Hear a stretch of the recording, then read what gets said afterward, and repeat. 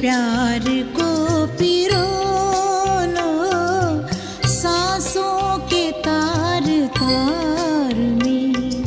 प्रभु प्यार को पिरो लो शुभ कर्म करके पुण्य का, शुभ कर्म करके पुण्य का जीवन में बीज बोलो सांसों के तार तार में। प्रभु प्यार को पिरो लो, प्रभु प्यार को पिरो लो।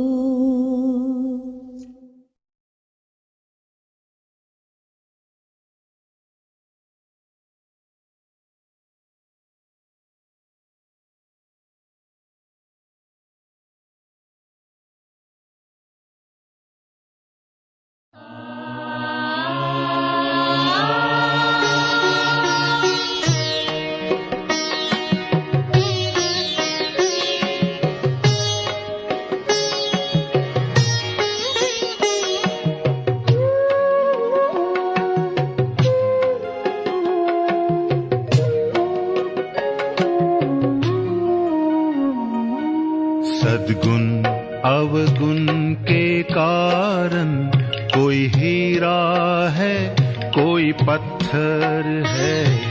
सद्गुण अवगुण के कारण कोई हीरा है कोई पत्थर है।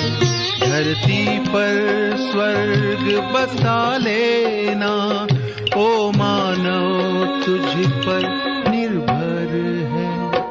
सद्गुण अवगुण के कारण कोई हीरा है कोई पत्थर है। सद्गुण अवगुण के कारण कोई हीरा है कोई पत्थर है।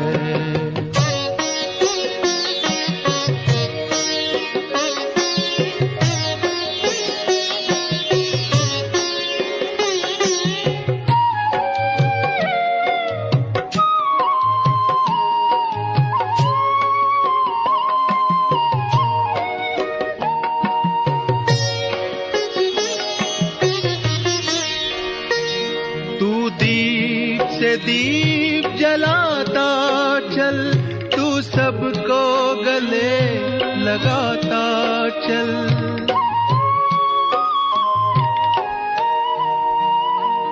तू प्रेम एकता शांति सत्य सहयोग के रत्न लुटाता चल।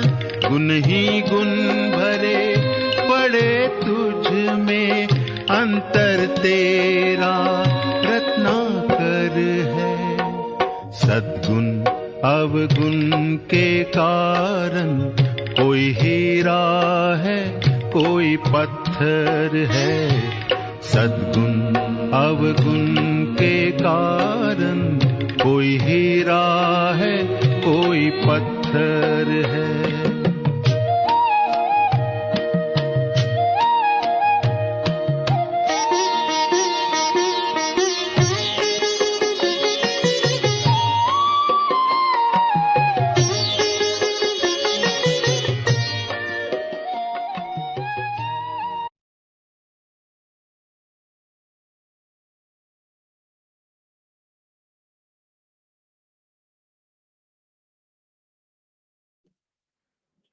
ओम शांति। स्वागत है आप सभी का आज के सत्र में।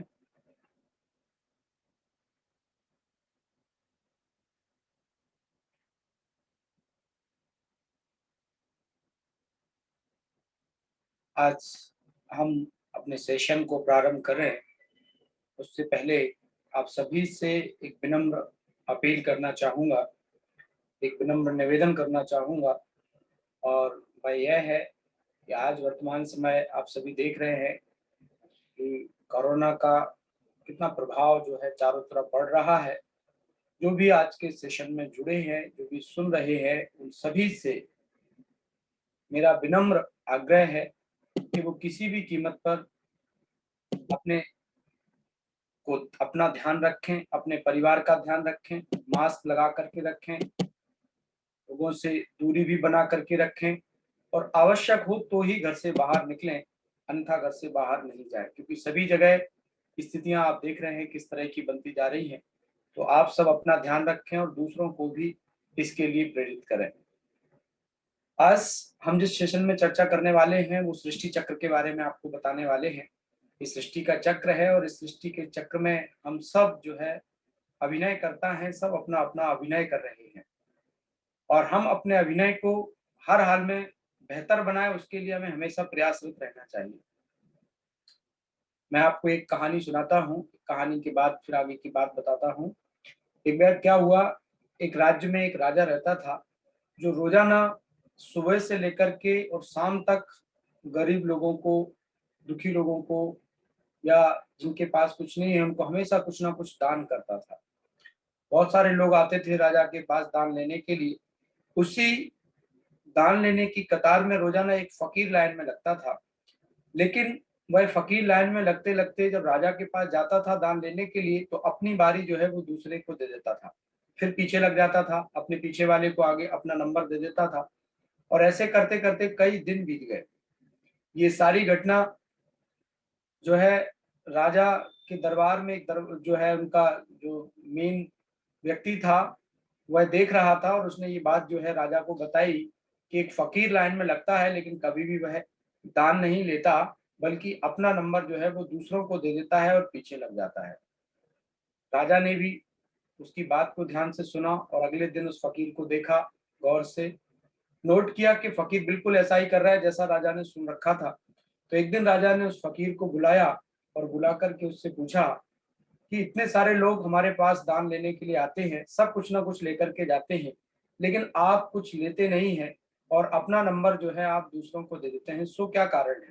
तो फकीर ने मुस्कुराते हुए बहुत सुंदर सा जवाब दिया और कहा, राजन, आप जो लोगों को देते हैं और देते समय आपके चेहरे पर जो मुस्कुराहट होती है, जो प्रसन्नता होती है, जो खुशी होती है, वो मैं देखता हूँ, उसका कोई वर्णन नहीं कर सकता हूँ मैं। कितनी कितनी अच्छी रीति से आप आनंदित होते हैं और उसको महसूस करते हैं। तो फकीर ने कहा, मुझे तो धन दौलत या ये सब चीजों की जरूरत है नहीं, मैं तो फकीर हूँ, मेरे पास देने के लिए भी किसी को कुछ नहीं है जो मैं दे सकूं। तो मेरे पास मेरा अपना टर्न होता है, मेरा अपना नंबर होता है जो मैं दूसरों को देता हूँ और उससे जो मुझे खुशी मिलती है, जो आनंद मिलता है, उससे मैं आनंदित होता हूँ। वास्तव में आज देखा जाए तो दुनिया में अगर आप सुखमय जीवन चाहते हैं तो हमेशा लोगों को कुछ ना कुछ दें। अब कई सारे लोगों के मन में प्रश्न उत्पन्न हो रहा होगा, आ रहा होगा, भाई हमारे पास तो कुछ है नहीं, हम क्या दें? आपके पास भी बहुत कुछ है देने को। जरूरी नहीं है कि स्थूल चीजों का ही दान दिया जाए तभी दान कहलाता है। आप मुस्कुराहट दे सकते हैं, आप प्यार के दो मीठे बोल बोल सकते हैं, आप दूसरों के प्रति शुभ भावना, कल्याण की भावना रख सकते हैं, आप दूसरों को सुख दे सकते हैं, सहयोग दे सकते हैं। बहुत सारी ऐसी चीजें हैं जो हमारे जीवन में है और जब आप दूसरों को देंगे तो आप देखेंगे कि आपका जीवन खुशियों से भर जाएगा। और आज से आप सब भी ये पक्का करें कि कुछ भी हो जाए, मेरे संपर्क में जो भी व्यक्ति आएगा, मैं पूरा प्रयास करूंगा कि मुझसे मिलकर के वह खुश होकर के जाए, शांति में जाए, आनंद में जाए। अब गहराई से चेक करना कि आज तक हमने लोगों को क्या दिया है। अगर कोई कमी, कमजोरी, कोई बुराई, कोई क्रोध या अन्य कोई ऐसी चीजें रही है तो आज से पक्का करना कि हम किसी को कोई भी नेगेटिव चीज ऐसी नहीं देंगे। हमेशा हमसे मिलने के बाद लोग कहें कि आपसे मिलकर को तो बहुत अच्छा लगा। कोई भी ऐसा ना कहे कि भैया उनसे तो दूर ही रहो तो अच्छा है। माना आपसे मिलने के बाद लोग आपसे दोबारा मिलना चाहें, आपको सुनना चाहें और आपके साथ खड़े होना चाहें, ऐसा हमारा जीवन हो। वैसे भी देखा जाए तो संसार में हर व्यक्ति खाली आता है और खाली जाता है, लेकिन वह जो कर्म करता है उस कर्म के आधार पे अमीर गरीब, सुख दुख, ये सारी चीजें उसके जीवन में शामिल होती हैं। वैसे भी संसार ईश्वर के द्वारा बनाया हुआ है और ईश्वर के द्वारा ही संचालित है। हम तो सिर्फ इसमें एक एक्टर के रूप में आते हैं और जैसी हमारी एक्टिंग, जैसा हमारा कर्म होता है, उसके आधार पर हमको फल मिलता है। लोग यूं ही अन्य चीजों के पीछे पूरा जीवन भागते रहते हैं। मैं पुनः आपसे कह रहा हूं, आपको किसी चीज के पीछे भागने की जरूरत नहीं है। आप सिर्फ अपने जीवन से दूसरों को प्रेरणा दें, दूसरों को सुख दें, दूसरों को मधुर बोल दें, मुस्कुराहट दें, खुशी दें। अपने जीवन से कुछ ना कुछ लोगों को देना शुरू करें और आप देखें, श्रेष्ठ कर्म करें। अगर आप कुछ नहीं कर सकते तो कम से कम हर एक व्यक्ति के प्रति शुभ भावना शुभकामना तो रख ही सकते हैं। तो आप देखेंगे कि आपका जो वर्तमान जीवन है ये बहुत सुंदर हो जाएगा और आने वाला जीवन भी आपका सुंदर हो जाएगा। आज हम आपको सृष्टि चक्र के बारे में बताते हैं। आप सब ने सुन रखा होगा कि सृष्टि जो है लाखों करोड़ों अरबों साल पुरानी है। तो ये बात तो सही है कि सृष्टि लाखों करोड़ों साल पुरानी है। सृष्टि में जो 5 तत्व हैं ये कभी खत्म नहीं होते। पृथ्वी, जल, वायु, अग्नि, आकाश, ये सब तत्व रहते हैं और लाखों साल पुरानी कभी खत्म नहीं होते, लेकिन ये सब परिवर्तनशील है। सृष्टि तो पुरानी है लेकिन सृष्टि में जो ये चक्र चलता है, ये चक्र जो है 5000 साल का है और हर 5000 साल में सृष्टि का चक्र जो है घूमता है। तो वो मैं आपको दिखाता हूं।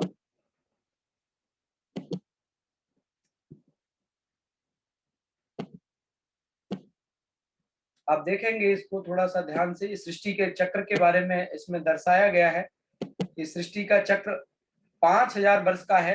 हर 5000 साल में सृष्टि का चक्र ऐसे ही घूमता है, जिसमें आप देखिए एक साथिया बीच में बना हुआ है, जिसको आप सब अपने अपने घरों में हर शुभ कार्य के लिए बनाते हैं।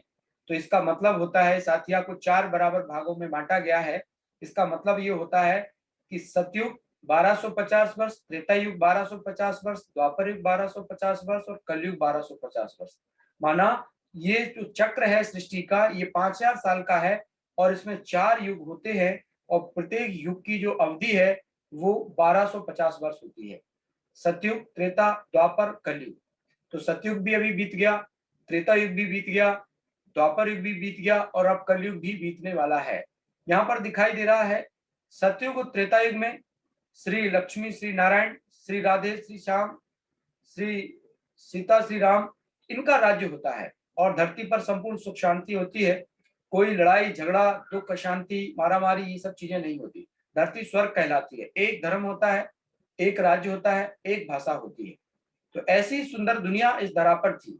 द्वापर युग में फिर अनेक धर्म पिताएं आते हैं जो लोगों को समय समय पर मार्गदर्शित करते हैं, लोगों का मार्गदर्शन करते हैं और उनको नेक राह पर चलने की शिक्षा देते हैं। उसके बाद आप देख रहे हैं कलयुग, और कलयुग के अंत में अभी देख रहे हैं चारों तरफ कलह कलेश का युग है, चारों तरफ दुख, अशांति, लड़ाई झगड़े का माहौल है, बीमारियों का माहौल है। तो अभी जो समय चल रहा है, वर्तमान समय, ये चल रहा है संगम युग, कलयुग और सतयुग के बीच का समय। ये संगम युग चल रहा है, कलयुग और सतयुग के बीच का समय। आप देखेंगे सतयुग और त्रेता युग में हमने आपको बताया कि देवी देवताओं का राज्य होता है। द्वापर युग में अनेक धर्म पिताएं आते हैं। जैसे आप देखेंगे इस्लाम धर्म, सबसे पहला जो धर्म है वो है आदि सनातन देवी देवता धर्म, जिसका पुराण है श्रीमद् भगवत गीता, जो 5000 वर्ष पुरानी है। फिर देख रहे होंगे आप इस्लाम धर्म, जिसका पुराण है कुरान, जिसको 2500 वर्ष हुए। फिर आप देख रहे होंगे बुद्ध धर्म, जिसका पुराण है धम्पर, जिसको आए हुए 2250 वर्ष हुए। फिर आप देख रहे होंगे क्रिश्चियन धर्म, जिसका पुराण है बाइबल, जिसको 2000 वर्ष हुए। तो इस तरह से ये और अनेक धर्म आए। लेकिन अभी जो वर्तमान समय चल रहा है ये कलयुग और सतयुग के बीच का समय चल रहा है, संगम युग का समय चल रहा है।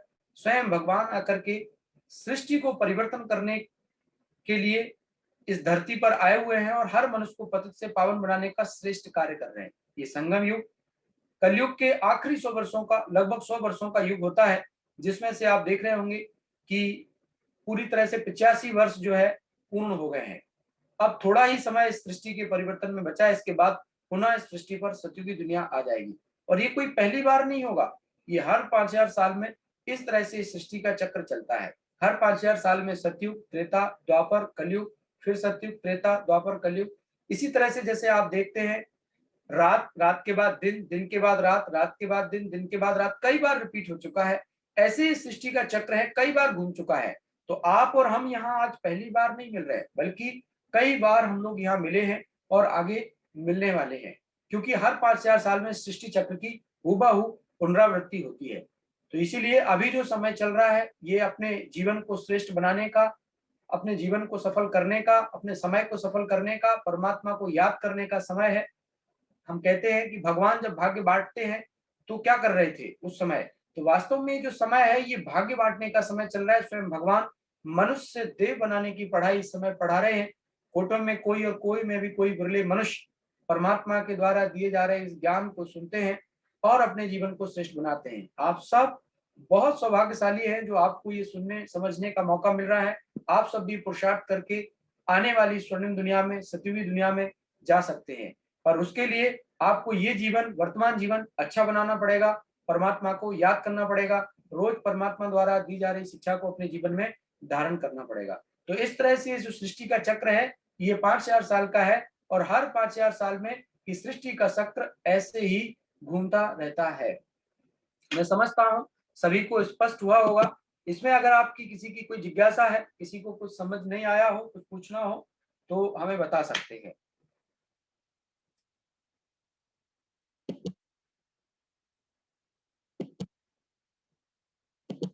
किसी को अगर कुछ पूछना हो इस सृष्टि चक्र के बारे में तो बताएं, फिर इसके आगे का लेसन मैं आपको बताता हूँ। जी, पूछना है किसी कुछ? सर मुझे थोड़ा सा एक चीज पूछनी थी जी जी कि पूछिए। आज ये चैप्टर आप पढ़ाने वाले थे, इसलिए थोड़ा सा यूट्यूब में मैंने इसके बारे में थोड़ा सा देखा था। जी तो वो उसमें थोड़ा सा ये बताया था कि जो दादा लेखराज थे जिनको ब्रह्मा बाबा कहा गया है, तो जी सबसे पहले उन्हीं मतलब आए थे और बाबा, और उन्हीं को ज्ञान बताया था। तो थोड़ा सा सर इसको एक्सप्लेन कर दीजिए आप। ठीक है, मैं अभी बता देता हूँ इसके बारे में भी। अभी इससे यस संबंधित सर। और पूछ लूँ, फिर इसके बारे में भी स्पष्ट करता हूँ। कैसे यस। परमात्मा ने आकर के ये ज्ञान दिया वो भी हाँ आपको सर। स्पष्ट करता हूँ। ठीक हाँ है, सर, और 2036 तक लास्ट है कलयुग का, ऐसा भी मतलब मैंने वो वीडियो वगैरह में देखा। मैं आपको इसके संदर्भ में भी बता देता हूँ अभी। अच्छा, जी जो सर। सृष्टि चक्र के बारे में और किसी को कुछ पूछना है? जो अभी आपको बताया ये 5000 साल का सृष्टि चक्र है, इससे संबंधित किसी की कोई क्वेरी हो? सर जी पूछिए। नहीं, हमारा वीडियो नहीं आ रहा है। आपका वीडियो नहीं आ रहा है? हाँ आप मुझे तो देख पा रहे हैं ना? हाँ देख पा रही हूँ। तो बस ठीक है। हाँ? अरे हमारा वीडियो चलिए, आप भी खोल लीजिए अपना। ठीक है, अभी आपका भी आ रहा है। जी बताइए। आएगा तो आप कैसे देखोगे? अभी हाँ जी, मैं भी देख लूंगा। ठीक है, ओके। आप और कोई कुछ पूछना चाहता है?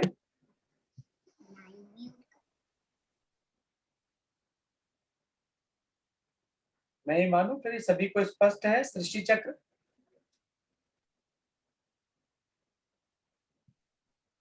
जी भाई ओम जी। शांति। ओम शांति। जी जी भाई जी, ये गीता में तो लाखों हजारों वर्षों का बताया है। बिल्कुल ठीक कहा आपने। एक्चुअल में ये समझने की बात है, सृष्टि लाखों करोड़ों अरबों साल का जो चक्र है ये चलता नहीं है। सृष्टि तो पुरानी होती है, इसमें जो 5 तत्व होते हैं ये भी कभी खत्म नहीं होते, जो हमने आपको स्टार्टिंग में बताया था। लेकिन इसमें जो चक्र है ये चक्र 5000 साल में घूमता है। जैसे मैं उदाहरण के लिए बताऊं, मेरे हाथ में ये वॉच है, घड़ी है।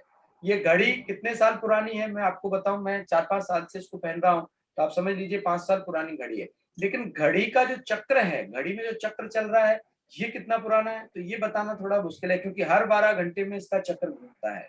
तो ऐसे ही सृष्टि पुरानी है, लेकिन सृष्टि में जो खेल चल रहा है, जो साइकिल चल रहा है, वो हर 5000 साल में रिपीट हो रहा है। सृष्टि खत्म नहीं होती, बट सृष्टि में खेल परिवर्तन होता रहता है ना?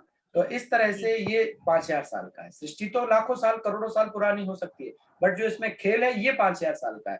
तो सतयुग 1250, त्रेतायुग 1250, द्वापर युग 1250 और कलयुग 1250। तो अगर आप देखिए, अगर ये लाखों वर्ष का खेल होता तो आज आप देखिए दुनिया में आज से लगभग 150 वर्ष पहले, 160 वर्ष पहले पूरे वर्ल्ड की जो पॉपुलेशन थी, मैंने एक न्यूज में पढ़ा था, किसी पेपर में आर्टिकल दिया हुआ था, उसमें पढ़ा था कि पूरे वर्ल्ड की जो पॉपुलेशन थी 1851 में 1851 में लगभग पूरे वर्ल्ड की जो पॉपुलेशन थी वो लगभग 150 करोड़ थी। और उसके 100 साल बाद जब पूरे वर्ल्ड की एक पॉपुलेशन का आंकड़ा आया 1951 में, तो उस समय पूरे वर्ल्ड की जो पॉपुलेशन हुई वो 300 करोड़ थी। मतलब सतयुग, त्रेता युग, द्वापर युग, यहाँ तक कि आधा से भी ज्यादा कलयुग बीतने के बाद 1851 तक पूरे वर्ल्ड की पॉपुलेशन 150 करोड़ हुआ करती थी। और 1951 में ये जस्ट आंकड़ा डबल हो गया मात्र 100 सालों में। और 1951 के बाद 2001 में जो आंकड़ा आया था वो लगभग 650 करोड़ का आया था। मतलब 500 करोड़ जनसंख्या सिर्फ 150 सालों में बढ़ी है। तो अब आप बताइए, अगर इस तरह से आंकड़ा बढ़ेगा तो सृष्टि का क्या हाल होगा? लाखों साल चल सकती है क्या सृष्टि? तो ये अभी देखिए आप, खाने के लिए समस्या है, पानी पीने को नहीं मिल रहा है, चारों तरफ दुख शांति। अगर ये लाखों साल का खेल होगा तो दुनिया की क्या हालत हो जाएगी, आप सोचिए जरा। तो वास्तव में ये लाखों साल नहीं चलता, बल्कि ये हर 5000 साल में रिपीट होता रहता है, जिसमें 2500 साल इस धरती पर स्वर्ग होता है, संपूर्ण सुख होता है, और बाकी के जो साल बचते हैं उसमें फिर कर्मों के हिसाब से जो है हम लोग चलते हैं, कर्मों के हिसाब से हिसाब किताब हमको मिलता है।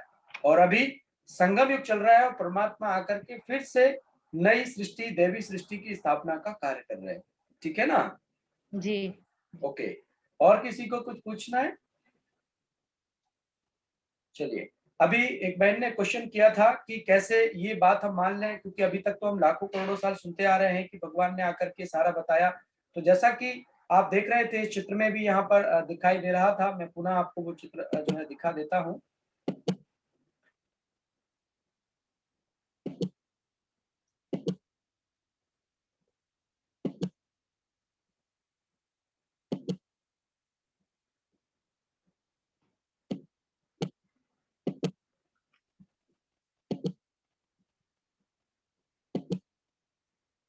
आप देखिए, ये जो आपको चित्र दिख रहा है, ऊपर में ज्योति स्वरूप परमपिता परमात्मा शिव दिखाई दे रहे हैं, और ये पृथ्वी पर आप जो देख रहे हैं प्रजापिता ब्रह्मा जो है बैठे हुए हैं।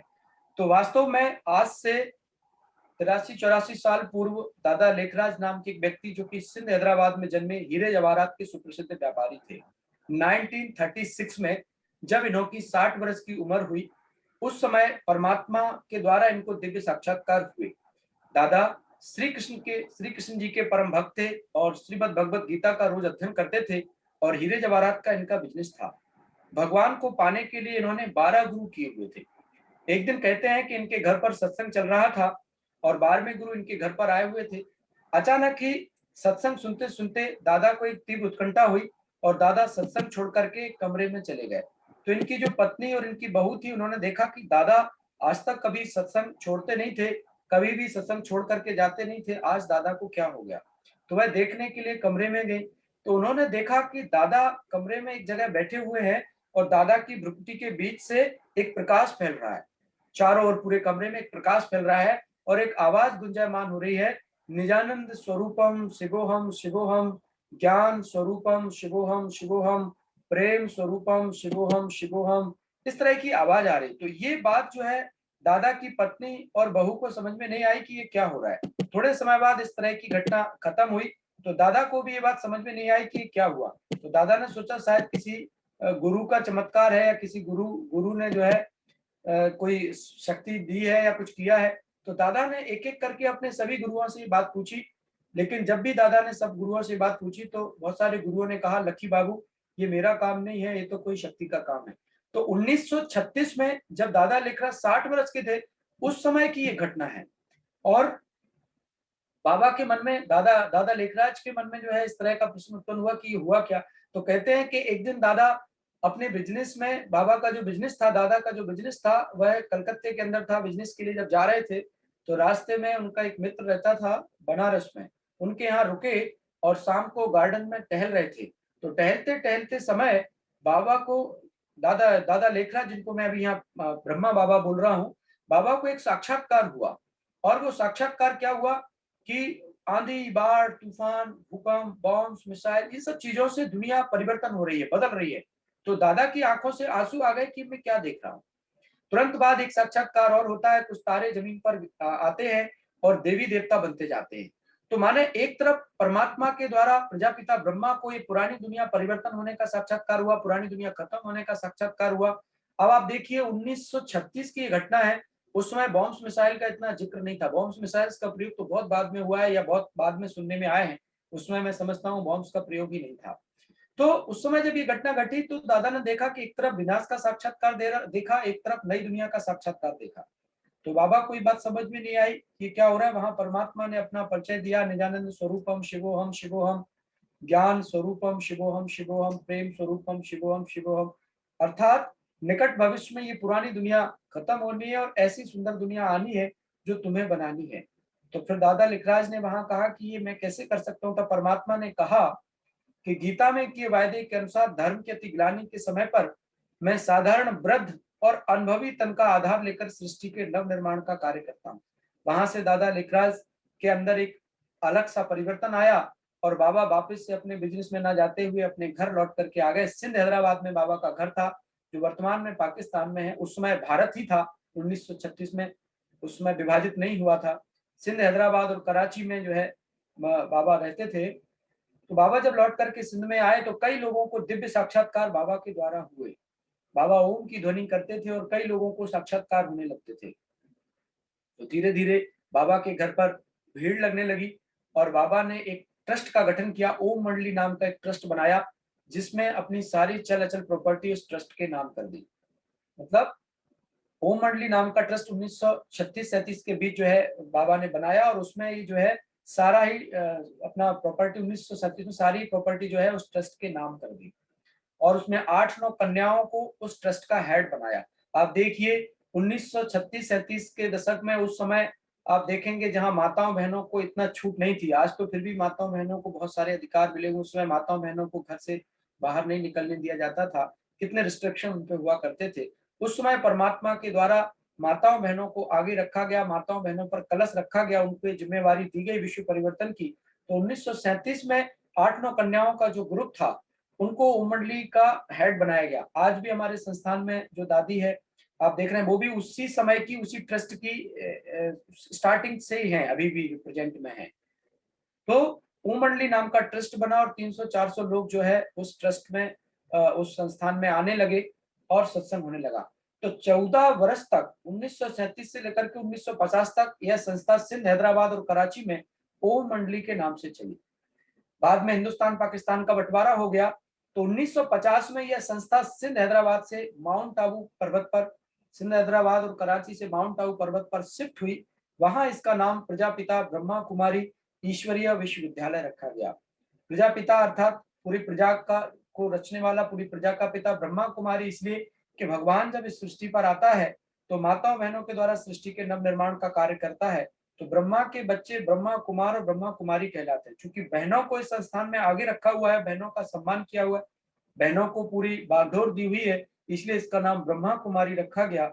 और ईश्वरीय, स्वयं ईश्वर आकर के इस विश्वविद्यालय का संचालन कर रहे हैं या शिक्षा दे रहे हैं। और विश्वविद्यालय मतलब पूरे विश्व में एक जैसी पढ़ाई परमात्मा के द्वारा पढ़ाई जा रही है। तो इसलिए इसका नाम 1950 में प्रजापिता ब्रह्मा कुमारी ईश्वरीय विश्वविद्यालय किया गया और सिंध हैदराबाद कराची से संस्था माउंट आबू पर्वत पर शिफ्ट हुई। तो 14 वर्ष जिन्होंने गहन तपस्या की थी, जिन्होंने गहन तपस्या की 14 साल, वो छोटे छोटे जो कन्याएं, जो बच्चे थे, वो बड़े हो गए और फिर 1950 के बाद फिर भारत के विभिन्न कोनों में जो है जाकर के संदेश दिया। जैसे दिल्ली, बॉम्बे, कलकत्ता, लखनऊ, अलग अलग जाकर के लोगों को ज्ञान सुनाया। और जो बहनें जब ज्ञान सुनाने के लिए गई तो उनके द्वारा दिव्य साक्षात्कार लोगों को हुए। तो लोगों ने उनको जो उनका ज्ञान सुना और उनको सेंटर बना करके, सेंटर के लिए सहयोग देकर के कार्य किया। और इस तरह से प्रजापिता ब्रह्मा कुमारी ईश्वरीय विश्वविद्यालय के अनेक सेंटर भारत सहित विश्व के 146 देशों में हजारों की संख्या में सेंटर्स खुले और सभी जाति, धर्म, भाषा, वर्ग के लोगों को यहाँ निःशुल्क ध्यान की शिक्षा और परमात्मा द्वारा दिए जा रहे सृष्टि परिवर्तन के ज्ञान को और जीवन को श्रेष्ठ बनाने वाले ज्ञान को दिया जा रहा है। तो इस तरह से संस्थान की जो पहली मुख्य प्रशासिका थी वो ओम राधे, जिनको हम लोग सरस्वती, माता सरस्वती के रूप में बुलाते हैं, वो इस संस्थान की मुख्य प्रशासिका उस समय बनी। बाद में फिर दादी प्रकाश मणि जी, प्रजापिता ब्रह्मा ने जब शरीर छोड़ा तो उसके बाद 1969 से लेकर 2007 तक दादी प्रकाश मणि जी जो है संस्थान की संचालिका रही। और उसके बाद में दादी जानकी जी, चूंकि 104 वर्ष की आयु पूर्ण करके उन्होंने पिछले साल मार्च में ही अपनी पुरानी देह का त्याग किया, 27 मार्च को। तो 2007 से और पिछले साल तक 2020 तक दादी जानकी जी, जो कि विश्व की सबसे स्थिर मन वाली महिला का अवार्ड जो है उनको मिला हुआ था, खिताब मिला हुआ था, most stable mind in the world, तो वो संस्थान की संचालिका रही। उसके बाद 27 मार्च 2020 के बाद दादी गुलजार जो है संस्थान की, दादी हृदय मोहिनी उनका नाम था, गुलजार और हृदय मोहिनी जो है दोनों ही नाम उनके थे दादी जी के। तो गुलजार दादी जी जो है संस्थान की संचालिका बनी और अभी 11 मार्च को उन्होंने भी अपनी इस पुरानी देह का त्याग किया। तो वर्तमान में जो संस्थान के अभी संचालिका है दादी रतन मोहिनी जी है, जो कि अभी मैं समझता हूँ 96 वर्ष 97 वर्ष के आसपास उनकी एज है, उससे भी ऊपर उनकी एज है और वर्तमान में संस्थान की संचालिका है। और उस समय जब संस्थान की स्थापना सिंध में हुई थी, तब से उस ओम मंडली की ग्रुप में जो आई थी, तब से लेकर के आज तक जो है वो संस्थान में है। अभी दादी रतन मोहिनी है, ईशु दादी जी है, और भी अन्य दादियां और सीनियर भाई बहन हैं जो उस समय ओम मंडली में शामिल हुए थे। तो इस तरह से वर्तमान में संस्थान का जो मुख्यालय है वो माउंट आबू राजस्थान में है, और वहां से ही पूरे विश्व में हजारों सेवा केंद्रों का संचालन संस्थान के द्वारा किया जा रहा है। तो इस तरह से परमात्मा ने आकर के उनके द्वारा ज्ञान दिया। अच्छा, एक चीज और मैं इसमें जो आपको बताना भूल गया, मैं बताता हूँ। 1936 से लेकर के 1969 तक परमात्मा शिव ने दादा लेखराज, जिनको हम प्रजापिता ब्रह्मा बाबा बोल रहे हैं, उनके द्वारा ज्ञान दिया। और 18 जनवरी 1969 यानी 1969 को जब उन्होंने शरीर छोड़ दिया, पुरानी देह का त्याग किया, तो 21 तारीख मतलब 21 जनवरी को जब उनके अंतिम संस्कार उनका हुआ, और उसके बाद जो है सारे देश विदेश के भाई बहन सब वहां एकत्रित हुए। तो गुलजार दादी जी जो थी इस संस्थान में, वो जब ध्यान में गई, वतन में गई, तो वहां परमात्मा की प्रवेशता जो है उनमें हुई। और 1969 से लेकर के 1969 से जब प्रजापिता ब्रह्मा बाबा ने शरीर छोड़ा, तो प्रजापिता ब्रह्मा और शिव बाबा दोनों ही दादी गुलजार के तन में आकर के ज्ञान देने लगे, और अभी लास्ट टाइम तक जो है अभी परमात्मा ने उनके द्वारा ज्ञान दिया। तो कहने का भाव ये कि जो भी हम ज्ञान आपको सुना रहे हैं, ये परमात्मा के द्वारा दिया हुआ ज्ञान है, किसी भी गुरु का या किसी मनुष्य का या किसी शास्त्र का नहीं है, बल्कि सभी शास्त्रों का सार इसमें है। जो भी बातें हमने आपको बताई, ये परमात्मा के द्वारा दिया हुआ ज्ञान है। डायरेक्ट परमात्मा ने कैसे संस्थान की स्थापना की। अब आप सोचो, एक व्यक्ति जिसका हीरे जवाहरात का बिजनेस हो, और परमात्मा के साक्षात्कार होने के बाद सेकंड में वो अपना बिजनेस वाइंड अप कर देता है, और पूरा ही जो है अपना पैसा सारा इस ट्रस्ट में लगा देता है। तो कहीं ना कहीं ये परमात्मा की शक्ति का ही कमाल है, परमात्मा का ही कार्य है, कोई मनुष्य का कार्य तो हो नहीं सकता। आज भी इस संस्थान का संचालन परमात्मा के द्वारा ही हो रहा है। टाइम टू टाइम परमात्मा के मार्गदर्शन में, गाइडेंस में ये संस्था आगे बढ़ रही है, और लोगों को परमात्मा का दिव्य संदेश दिया जा रहा है। ऑलमोस्ट परमात्मा ने अपना पूरा कार्य कर दिया। पिछले 80-85 वर्षों से, 8 दशकों से परमात्मा का ये ज्ञान दिया जा रहा है। अब सृष्टि परिवर्तन की बेला है। परमात्मा के कहना है, सृष्टि परिवर्तन हो उससे पहले तुम अपने आप को बदल लो, अपने आप को परिवर्तन कर लो, तो आने वाली स्वर्णिम दुनिया में आने का मौका आपको मिल जाएगा। तो इस तरह से संस्थान की स्थापना हुई और परमात्मा ने ये ज्ञान दिया। स्पष्ट है सभी को? जी भाई जी। किसी की कोई जिज्ञासा, कोई प्रश्न हो इससे संबंधित? नहीं भाई जी। ओके, अभी हम आगे एक चैप्टर के बारे में आपसे चर्चा करते हैं। कोई भी मनुष्य, जैसे हमने आपको बताया था कि कोई भी मनुष्य जो है शरीर छोड़ने के बाद जो है ज्यादा से ज्यादा 84 जन्म ले सकता है, और कम से कम 1 जन्म ले सकता है। मतलब एक चक्र में मनुष्य जो है ज्यादा से ज्यादा 84 जन्म ले सकता है, और कम से कम 1 जन्म ले सकता है। 84 से ज्यादा जन्म किसी के नहीं होंगे, और 1 से कम जन्म किसी का नहीं होगा। माना ये जो सृष्टि का चक्र है ये 5000 साल का है, और उसमें कोई भी मनुष्य आत्मा ज्यादा से ज्यादा 84 जन्म ले सकती है, और कम से कम 1 जन्म। इसलिए आप सबने सुना होगा 84 का चक्र, लख 84 भी आपने सुना होगा।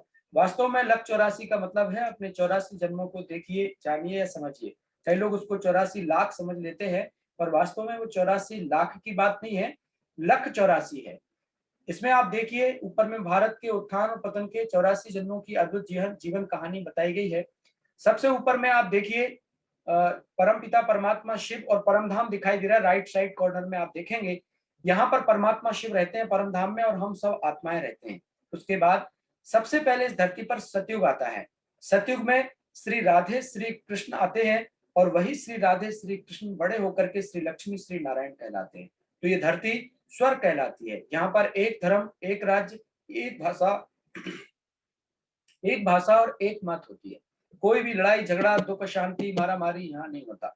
संपूर्ण सुख शांति वाली ये दुनिया होती है, इसको हम स्वर्ग कहते हैं। आप सब देख रहे होंगे यहाँ पे, है ना। यहाँ पे 1250 वर्ष का युग होता है, और 8 जन्म होते हैं, और 150 वर्ष की उम्र होती है, माने 150 ईयर एज होती है। कोई भी 150 वर्ष से पहले शरीर नहीं छोड़ता, और गाय और शेर भी एक घाट पर पानी पीते हैं। माना संपूर्ण सुख और शांति होती है। यहाँ जानवरों में भी आपस में प्रेम होता है, कोई लड़ाई झगड़ा नहीं होता। देवी देवताओं के सिर पर 2 ताज लगे होते हैं, एक रतन जड़ित ताज होता है, एक लाइट का क्राउन होता है, और धरती स्वर्ग कहलाती है। यहाँ पे सूर्य वंश कहलाता है। आप देखिए 1250 वर्ष का युग है, और 8 जन्म यहाँ लेने हैं और 150 वर्ष उम्र है। अब देखिए 150 इंटू 8 करेंगे तो कितना होगा, 150 साल के यदि हम 8 जन्म लेते हैं तो कितना होता है। ओम शांति। ओम शांति जी। भाई जी, ये आपने बोला पहले राधा कृष्ण राम सीता उसके बाद लक्ष्मी नारायण, नहीं नहीं, ये ऐसे कुछ नहीं होता। समझना है। हाँ, राधे कृष्ण सबसे पहले आते हैं सृष्टि पर और वही राधे कृष्ण श्री लक्ष्मी श्री नारायण बनते हैं सतयुग राधे में। कृष्ण, हाँ जी, हाँ जी, राधे कृष्ण पहले आते हैं। यस यस यस, ये परमात्मा के द्वारा बताया हुआ है। और अभी तक हमने जो सुना है वो ये सुना है कि राधे कृष्ण जो है द्वापर युग में आए, और परमात्मा ने यहाँ थोड़ा सा स्पष्ट किया इसको कि श्री राधे और श्री कृष्ण ही सृष्टि पर सबसे पहले आते हैं। परमात्मा की सबसे सुंदर रचना श्री राधे और श्री कृष्ण ही है जो इस सृष्टि पर सबसे पहले आए। और इनका नाम जो है शादी के बाद इनका नाम परिवर्तित हुआ श्री लक्ष्मी श्री नारायण। इसलिए हम लोग गाते हैं ना, श्री कृष्ण गोविंद हरे मुरारी हे नाथ नारायण वासुदेवा।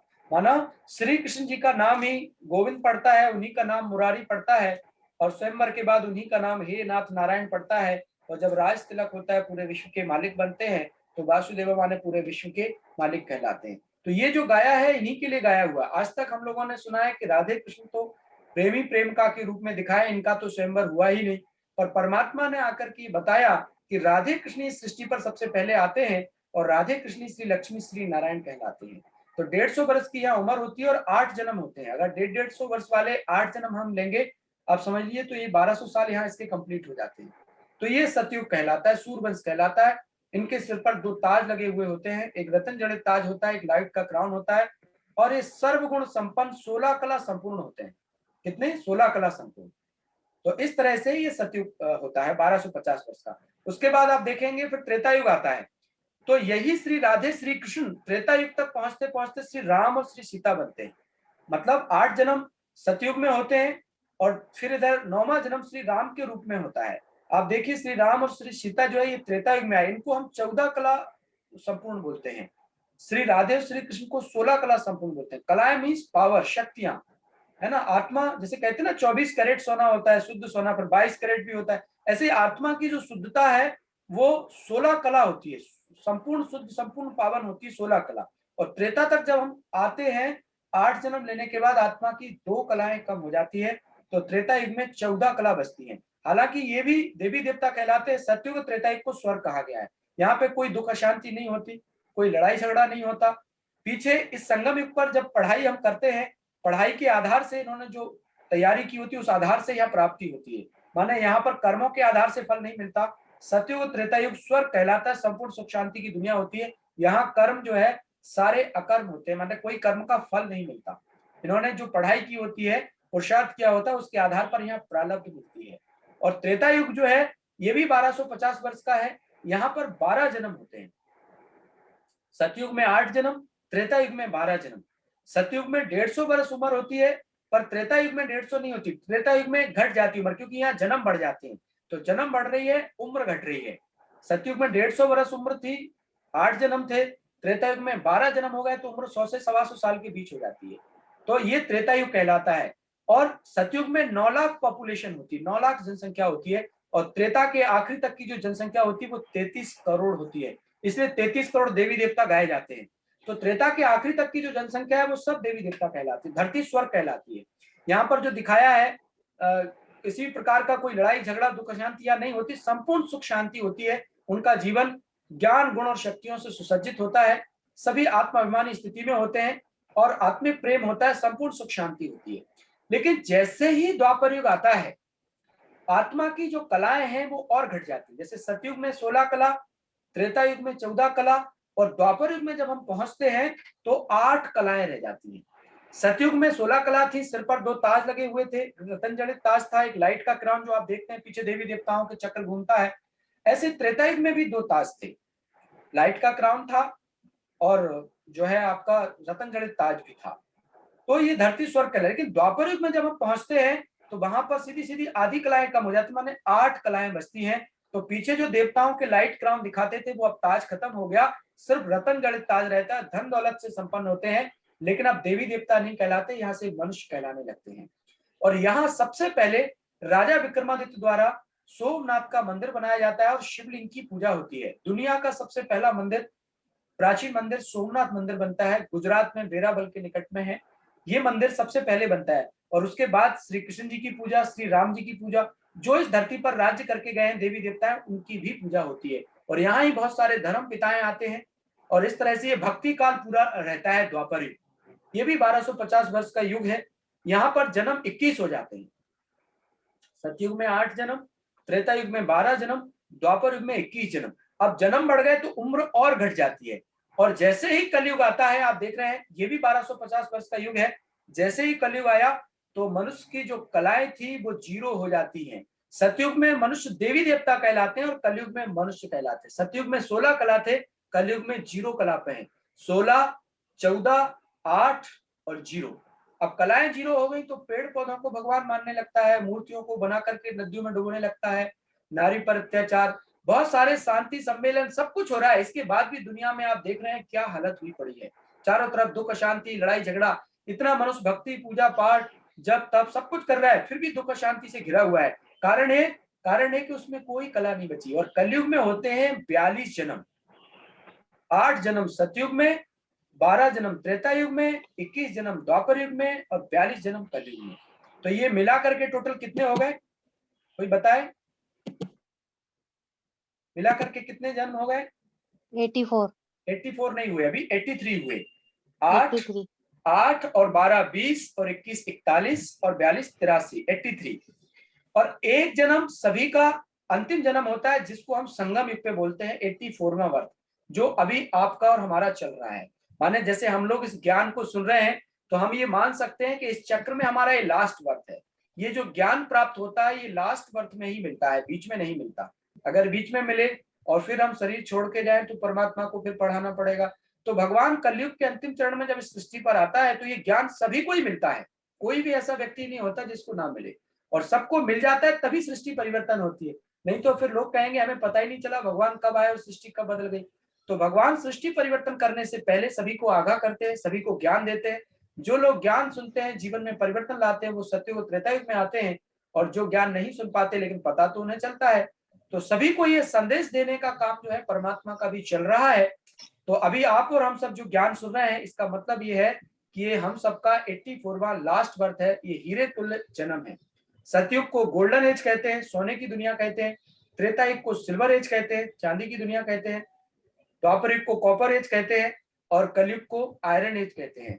माने सोना, चांदी, कॉपर और लोहा, लोहे की ऐसी समझ रहे हैं कि नहीं, आत्माएं सब तमो प्रधान हो गई, काली हो गई। और संगम युग को कहते हैं हीरे तुल्य, डायमंड एज, हीरे तुल्य युग। तो अभी जो समय चल रहा है हीरे तुल्य समय चल रहा है, जिसमें स्वयं भगवान आकर के भाग्य लिखने की कलम हमारे हाथ में देते हैं।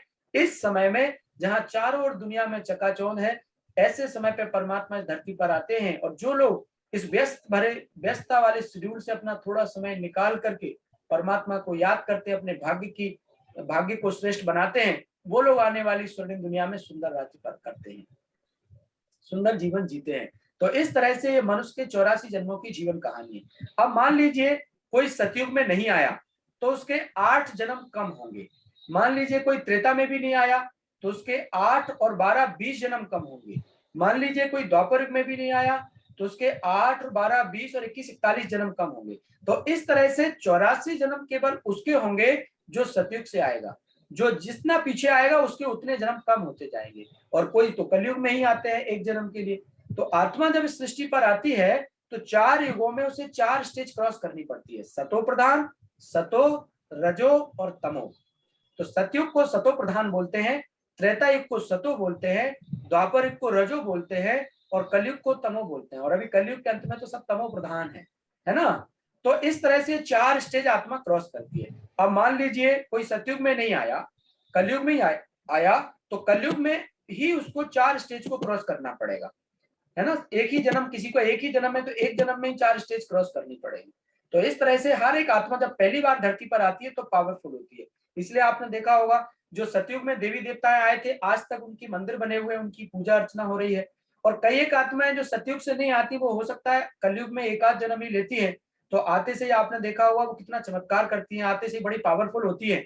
और उसी एक जन्म में वो पॉपुलर भी होती है और उसी एक जन्म में वो नीचे भी आ जाती है, डिफेम भी हो जाती है है ना, उनको प्रसिद्धि जितनी मिली थी उतना ही उन पे कई सारे एलिगेशन भी लग जाते हैं, क्योंकि एक ही जन्म में उस आत्मा को चारों स्टेज क्रॉस करनी है। कोई भी आत्मा जब सृष्टि रूपी रंगमंच पर आती है परम धाम से, तो वह पावरफुल होती है। हम लोग चूंकि पहले कई बार अनेक जन्म ले चुके, इसलिए धीरे धीरे हमारी पावर कम हो गई और हम साधारण मनुष्य बन गए। अब परमात्मा कहते हैं तुम मुझे याद करो तो पुनः तुम देवी देवता बन जाओगे, और वर्तमान जीवन आपका अच्छा हो जाएगा और भविष्य में भी आप देवी देवता पद को प्राप्त कर लेंगे। तो मनुष्य से देव बनने की पढ़ाई चल रही है। सतयुगी और त्रेतायुगी दुनिया का सिलेक्शन चल रहा है। बाकी ऊपर में कोई सतयुग नहीं होता, सतयुग और त्रेतायुग यहाँ ही होता है। और इसी में जब देवी गुण होते हैं तो स्वर्ग होता है, जब देवी गुण नहीं होते हैं तो नरक होता है। अब भगवान ऊपर तो कोई बिठा के रखेगा नहीं 9 लाख और 33 करोड़ लोग देवी देवताओं को, वो सब यहाँ से ही सिलेक्ट होकर के जाते हैं। तो अब आप बताइए आप में से किस किस को चलना है उस दुनिया में। जी आखिरी में एक जन्म के लिए जो आती है वो पावरफुल होती है, तो नहीं, वो नहीं। अच्छा ना कि बस एक ही नहीं जन्म नहीं, वो पावरफुल नहीं होती है। यहाँ पर ये बताया कि जो भी आत्मा पहली बार आती है वो पावरफुल होती है। जब आप पहली बार आए तो आप भी पावरफुल थे, है ना? नहीं तो 84 जन्म ले लेके मैंने इतने हो गए ना, तो इससे तो आखिरी में एक जन्म अपना सतो प्रधान आओ और चले जाओ बस। अच्छा, सतो ज्ञान प्रधान लेके एक जन्म पूरा सतो प्रधान नहीं होता, उसका एक जन्म में चारों स्टेज क्रॉस करनी पड़ती है। सतयुग में जो आता है उसको चार युगों तक 4 स्टेज चलती है, और कलयुग में क्या होता है जी? तो इतने जन्म ले लेके इतने जन्म क्यों लो संसार में? अच्छा, आखिरी में उतरो एक जन्म। वो इसलिए लेना है कि आखिरी में जो जन्म है ये दुख वाला जन्म है, यहाँ पे कोई सुख शांति नहीं है। और सतयुग में क्या होता है, सुख शांति होती है। मैं एक स्टोरी सुनाता हूँ आपको। जैसे समझ लीजिए आप किसी मकान में रह रहे हैं, मल्टी में रह रहे हैं, और आपके घर में कोई छोटा बच्चा है। समझ लीजिए आपकी जो पोती है खुशी, हाँ, ये समझ लीजिए आपके घर के बाहर एक बहुत सुंदर सा गार्डन बना हुआ है और उसमें मोहल्ले के सारे बच्चे खेल रहे हैं। आपकी बच्ची कहती है कि मेरे को इसमें गार्डन में खेलने जाना है। तो आप कहते नहीं बेटा नीचे नहीं जाओ, क्या करोगे, बहुत सारे बच्चे हैं, आपस में लड़ेंगे झगड़ेंगे, तुम ऊपर ही रहो, ऊपर ही खेल लो। लेकिन बच्ची जिद करती है नहीं मुझे तो जाना है, तो आप उसको गार्डन में छोड़ के आते हैं और छोड़ करके आप ऊपर आ जाते हैं। अब मान लीजिए आपस में बच्चे लड़ाई झगड़ा करते हैं, आपकी बच्ची को धक्का लगा देते हैं और आपकी बच्ची रोने लगती है। आपको आवाज आती है, आप ऊपर से नीचे आते हैं, फटाफट अपनी बच्ची को गोद में उठाते हैं और उसे कहते हैं देखो बेटा हमने मना किया था ना, यहाँ मत आना, अब तो नहीं आओगी? कहेगी नहीं बिल्कुल नहीं आऊंगी। हाँ, उसको लेकर के आप ऊपर आ जाएंगे और उसको प्यार से समझा देंगे। कल जब फिर से बच्चे वहां खेलेंगे और आपकी पोती जो है ऊपर से नीचे देखेगी, उसका मन होगा नीचे आने का या नहीं होगा? नहीं नहीं, जाने का तो होगा। क्यों होगा? क्योंकि नीचे सुंदर खेल चल रहा है। हाँ। हमें जब दुख हुआ तो हमने कहा हम नहीं आएंगे, लेकिन जब उसके बाद तो हम भूल जाते हैं। तो वास्तव में ये बहुत सुंदर खेल है, और जब सृष्टि पर सुंदर खेल चल रहा होगा, सुंदर पुष्पक विमानों में देवी देवताएं उड़ रहे होंगे, सुंदर हीरे जवाहरात के महलों में रह रहे होंगे, सुख शांति होगी, तो कौन नहीं आना चाहेगा ऐसी दुनिया में, बताइए। जो सुपर हीरो होता है, जिसकी एक्टिंग अच्छी होती है, उसको ज्यादा बार खेलने को मिलता है, और जिसकी एक्टिंग उतनी अच्छी नहीं होती उसको कम बार खेलने को मिलता है। जैसे क्रिकेट में कोई खेलता है तो जिसका परफॉर्मेंस अच्छा होता है उसको ज्यादा खेलने को मिलता है, जिसका परफॉर्मेंस थोड़ा अच्छा नहीं होता है उसको कम बार खेलने को मिलता है। तो वास्तव में हमको तो इसलिए अच्छा लगा कि इतने जन्म क्यों लें, आखिरी में एक जन्म लें पावरफुल। और पावरफुल नहीं होता, आखिरी वाला जन्म पावरफुल नहीं होता, उसमें चारों स्टेज एक ही जन्म में होती हैं। एक्चुअल में पावरफुल जन्म होता है सतयुग में केवल, वहां पर किसी प्रकार का दुख और अशांति नहीं होती। कलयुग में तो दुख भी है, अशांति भी है, समस्याएं भी है, सतयुग में ये सब नहीं होता। सतयुग में संपूर्ण सुख शांति होती है। माने 2500 बरस इस धरती पर स्वर्ग होता है, और उस स्वर्ग की अगर हम बात करें तो इतना सुख होता है कि लोग उसकी कल्पना नहीं कर सकते। आज जो देवी देवताओं को लोगों ने दिखाया है, वास्तव में उससे कई गुना पावरफुल होते हैं देवी देवताएं। अब आप देखिए श्री कृष्ण जी को तो वस्त्र चोर दिखा दिया, माखन फोड़ दिखा, मटकी फोड़ दिखा दिया। वास्तव में वो इस तरह की चंचलता नहीं करते थे, बल्कि वो सर्वगुण संपन्न 16 कला संपूर्ण थे। उनके पास ही इतना था कि उन्हें मटकियां फोड़ने की जरूरत नहीं थी, और ये सब चंचलता की बात नहीं थी। लेकिन मनुष्यों ने ये सब दिखाया है। वास्तव में वह बहुत पावरफुल, बहुत श्रेष्ठ, सर्वगुण संपन्न, 16 कला संपूर्ण, मर्यादा पुरुषोत्तम थे। बहुत सारे दिव्यगुण थे, परमात्मा की सुंदर रचना, और उसके अंदर ऐसी चंचलता तो नहीं होती। तो संपूर्ण सुख शांति होती है।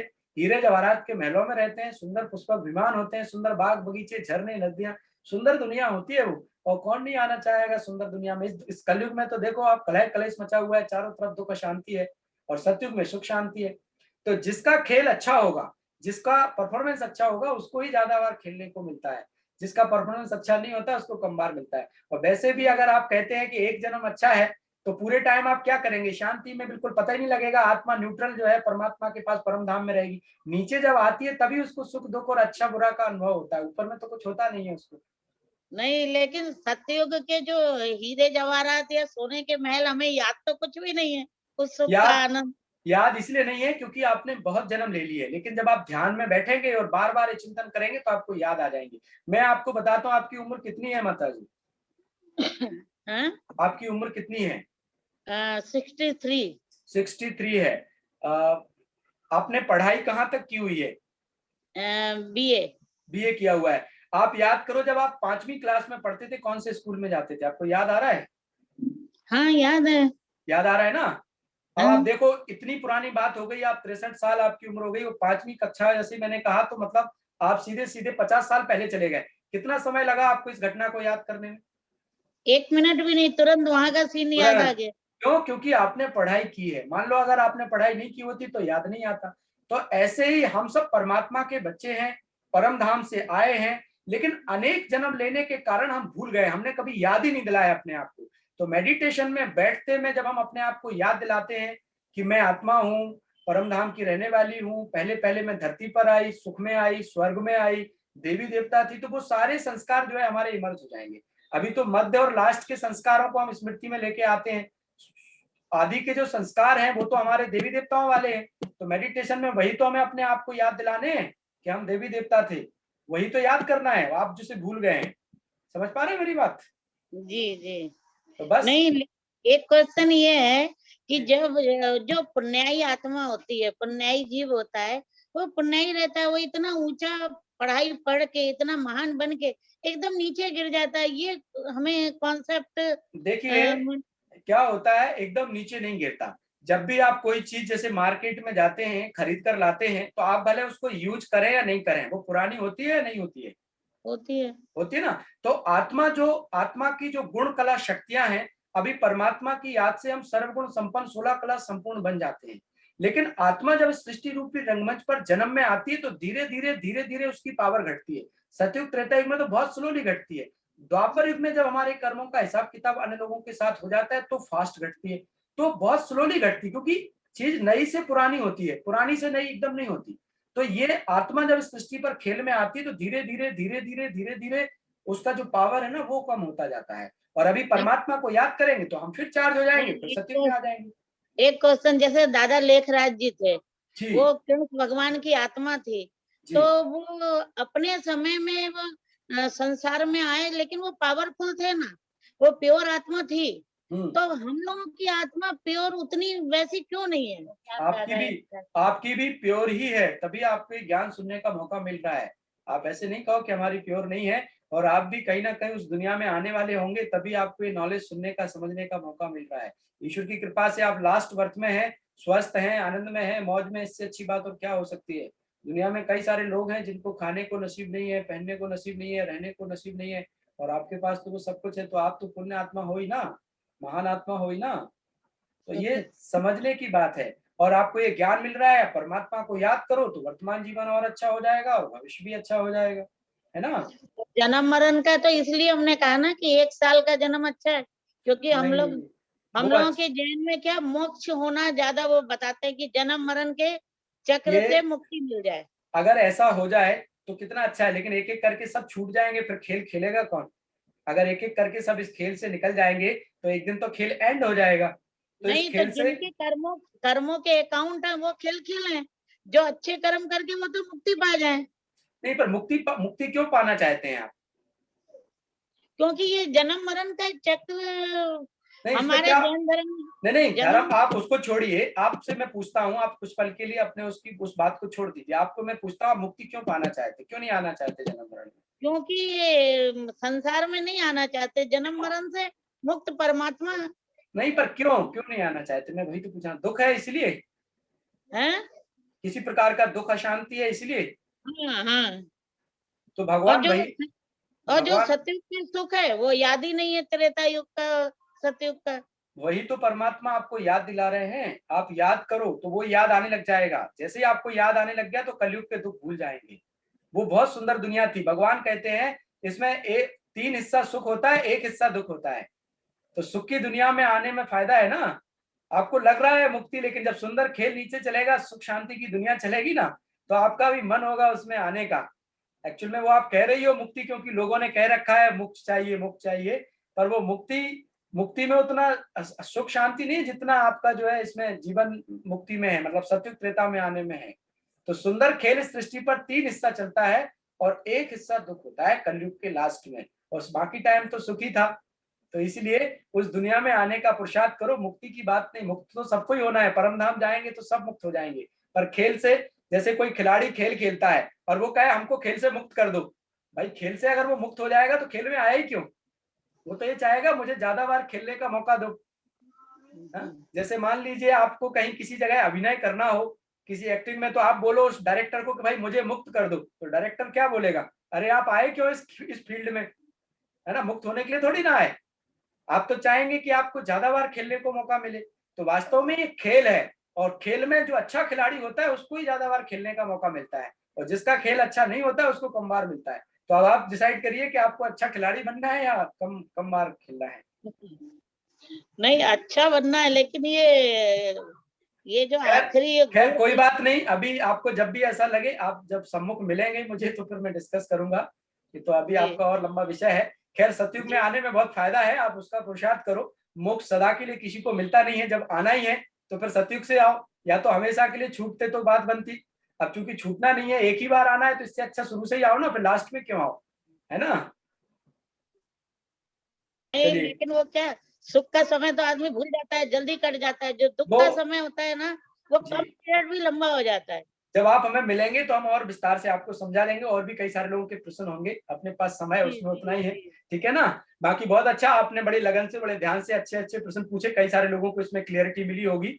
बहुत अच्छा है, जब आप मिलेंगे तो और हम विस्तार से आपको बता देंगे। जी, और कोई कुछ पूछना चाहता है?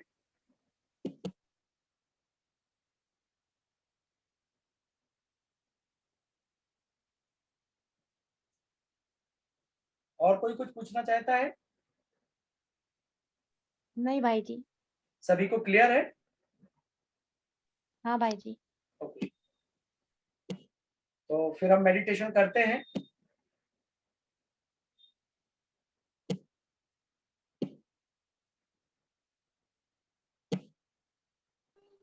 मेरा एक क्वेश्चन है, मैं पूछना चाहती हूँ। पूछिए पूछिए पूछिए। हाँ, क्या हमारे जीवन की हर घटना पहले से निश्चित है? देखिए, जो घटना आपके जीवन में घट चुकी है वो दोबारा घटेगी, और जो अभी आगे आप अच्छा कर लोगे फिर वही होगा।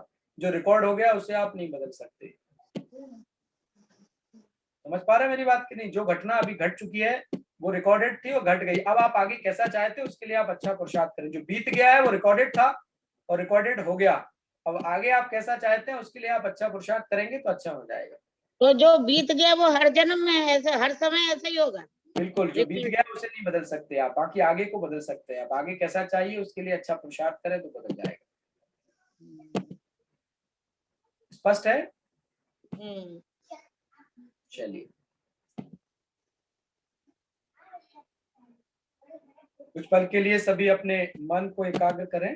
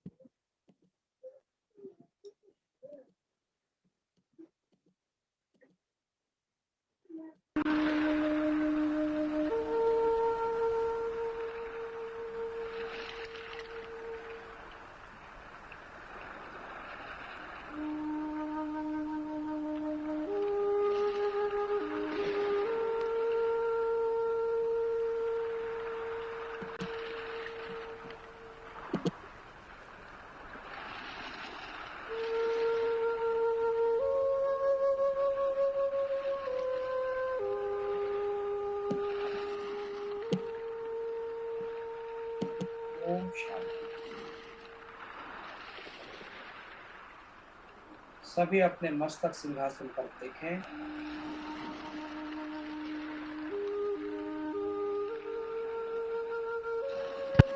मैं एक चेतन शक्ति आत्मा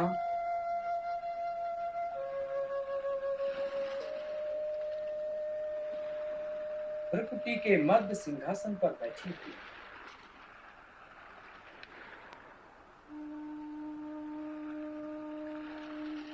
मैं आत्मा ही हूँ जो इस शरीर का संचालन कर रही है।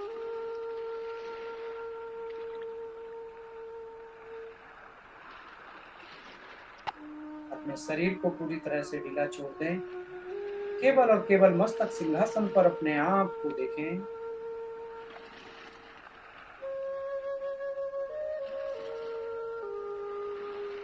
वास्तव में मुझ आत्मा ने इस सृष्टि पर अनेक बार जन्म लिया और अनेक बार शरीर छोड़ा।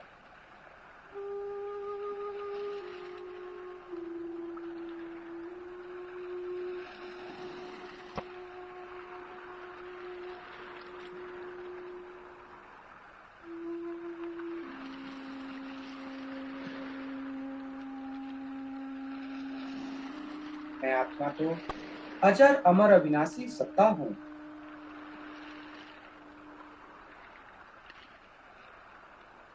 मैं परम धाम की रहने वाली हूँ।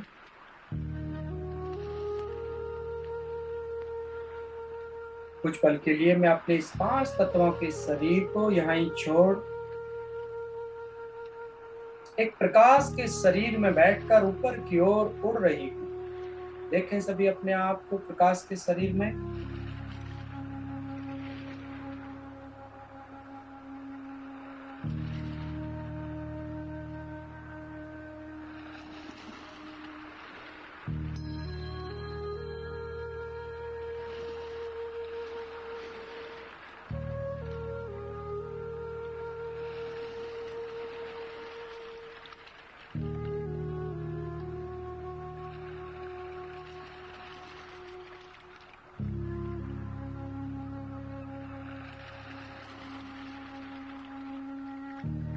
धीरे धीरे मैं आत्मा नीले गगन से ऊपर सूक्ष्म लोक में पहुंच जाती हूँ। प्रकाश का चमकीला शरीर जिसमें मैं आत्मा बैठी हुई।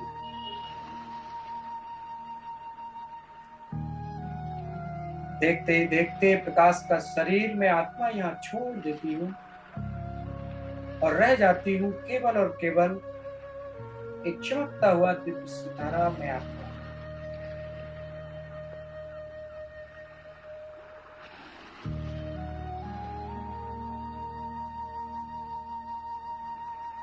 और ऊपर चले जाएं, पहुंच जाएं अपने घर में, शांति के देश में, परम धाम में।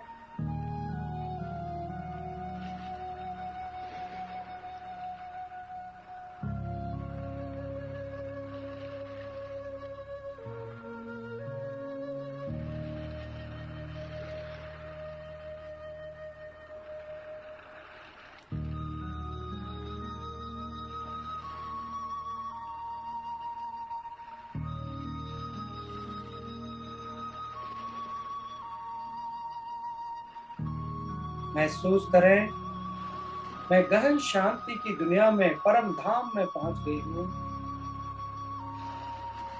यहाँ चारों ओर गहरे सुनहरे लाल रंग का प्रकाश और चारों ओर शांति ही शांति है।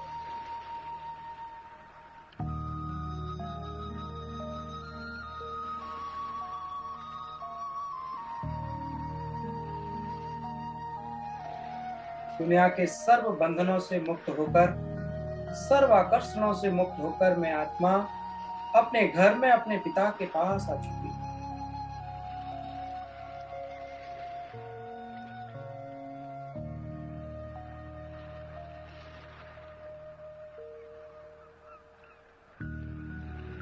आप देखें सर्वशक्तिमान परमात्मा जो ज्ञान गुण शक्तियों में अनंत हैं, उनके समीप में पहुंच गई हूँ और उनके शक्तिशाली प्रकंपन, उनका शक्तिशाली प्रकाश मुझ आत्मा में समा रहा है। मैं आत्मा शक्तिशाली होती जा रही हूँ। वह मेरा श्रेष्ठ भाग्य जो स्वयं सर्वशक्तिमान परमात्मा के समीप आने का मुझे मौका मिल गया। स्वयं भगवान ने मुझे करोड़ों लोगों में से चुनकर अपने पास बुला लिया। वाह मेरा भाग्य। मैं भगवान का कितना शुक्रिया अदा करूं जो उन्होंने नजर मुझ पर पड़ी और मुझे अपने पास बुला लिया। शुक्रिया प्यारे बाबा, शुक्रिया।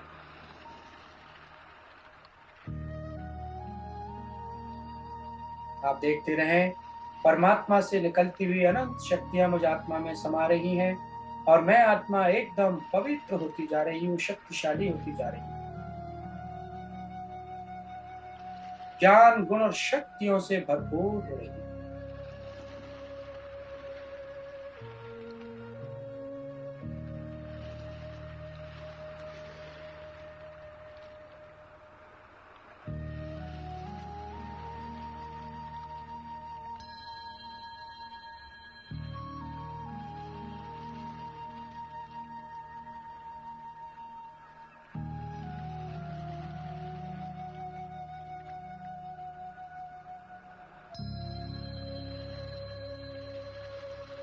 वाह मेरा श्रेष्ठ भाग्य। अब आप महसूस करें, परमात्मा से शक्तियां लेकर के मैं आत्मा एकदम शक्तिशाली हो गई। वास्तव में ये मेरा अनादि स्वरूप, ये मेरा असली स्वरूप है। मैं इसी घर की रहने वाली, इसी दुनिया की रहने वाली आत्मा हूं।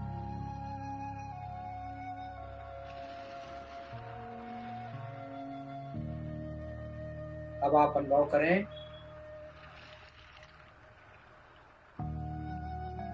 मैं आत्मा परम धाम से नीचे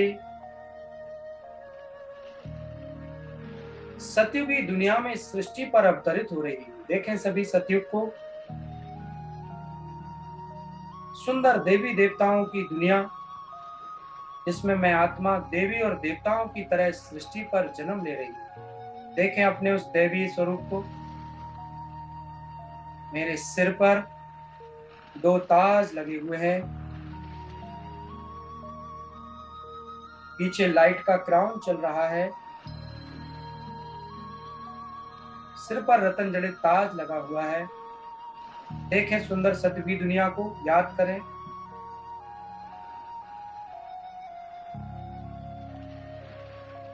सुंदर हीरे जवाहरात के महल, सुंदर सुंदर पुष्पक विमान आपके महल के चारों ओर खड़े हुए हैं। सुंदर बाग बगीचे, सुंदर नदियां, झरने, कितनी सुंदर और मनमोहक है ये दुनिया। मैं आत्मा पहली बार इस धरती पर अवतरित होती हूँ, देवी और देवताओं के रूप में। अनेक अनेक दिव्य गुणों से भरपूर होकर मैं आत्मा सतयुग की दुनिया में हूँ। सभी अपने आप को सतयुग में फील करें, अपने आप को देवी ड्रेस पहने हुए देखें।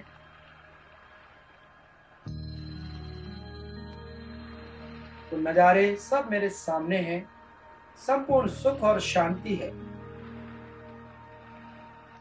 चेहरे पर मुस्कुराहट, वाणी में मधुरता, जीवन में सरलता और सादगी है। कितनी सुंदर दुनिया है।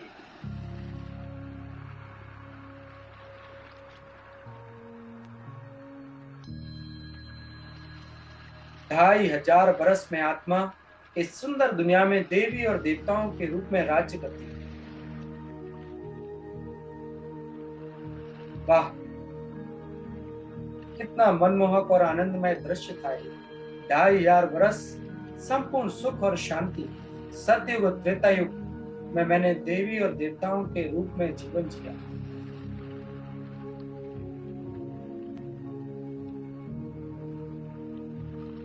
अब आप आगे बढ़े। द्वापर युग में मैं आत्मा अपने देवी स्वरूप को भूल साधारण मनुष्य के रूप में सृष्टि पर आई।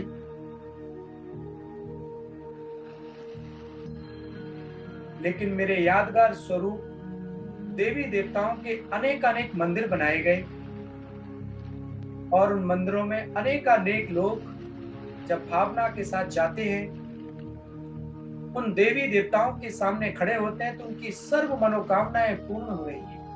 कितनी पावर है उन मूर्तियों में भी। जो अनेक दुखों से लोग छूट रहे हैं, वो सब सुख और शांति का अनुभव करने लगते हैं देवी देवताओं के दर्शन करने मात्र से। अपने उस पूज्य स्वरूप को स्मृति में लाएं। मंदिर में अनेक अनेक देवी देवताओं के दर्शन करके लोग दुख और अशांति से छूट रहे हैं, और वो मेरा ही यादगार स्वरूप लोगों को दुखों से छुड़ा रहा है।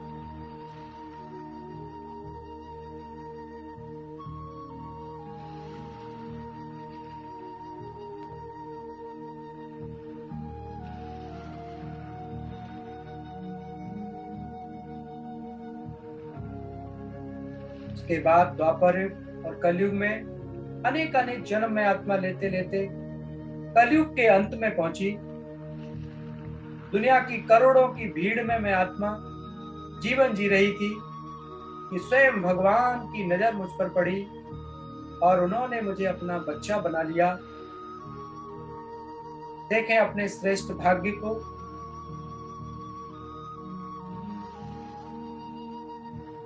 स्वयं भगवान ने मुझे सृष्टि के आदि मध्य अंत का ज्ञान देकर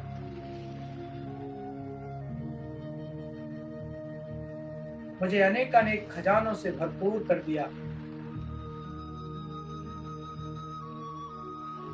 देखें अपने आप को संगम युग में संगम युगी ब्राह्मण के रूप में, जहां भगवान मुझे शिक्षा दे रहे हैं और मैं उस शिक्षा को धारण करके फिर से पावन बन रही हूँ, श्रेष्ठ बन रही हूँ, फिर से अपनी दैवीय राजधानी में जाने की पढ़ाई पढ़ रही हूँ। वाह मेरा श्रेष्ठ भाग्य, जहां एक तरफ दुख और अशांति की लहर है, वहीं भगवान ने मुझे अपना बच्चा बनाकर मुझे अनेक अनेक गुण और शक्तियों से भरपूर कर दिया। शुक्रिया प्यारे प्रभु।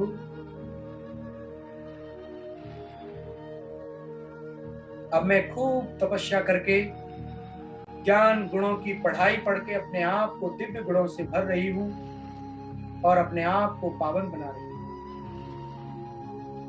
देखते ही देखते मैं आत्मा एकदम पावन बन गई और फरिश्ता बन के उड़ने लगी। देखें सभी अपने आप को फरिश्ता स्वरूप में, एकदम हल्की होकर, दुनिया के सर्व बंधनों से मुक्त होकर, न्यारी और प्यारी होकर फरिश्ता बनकर आसमान में उड़ रही। ऐसे करते हुए मैंने 5000 वर्ष का पूरा चक्र कंप्लीट किया और अब मैं वापस परमधाम अपने घर में परमात्मा के पास पहुंच जाती हूँ।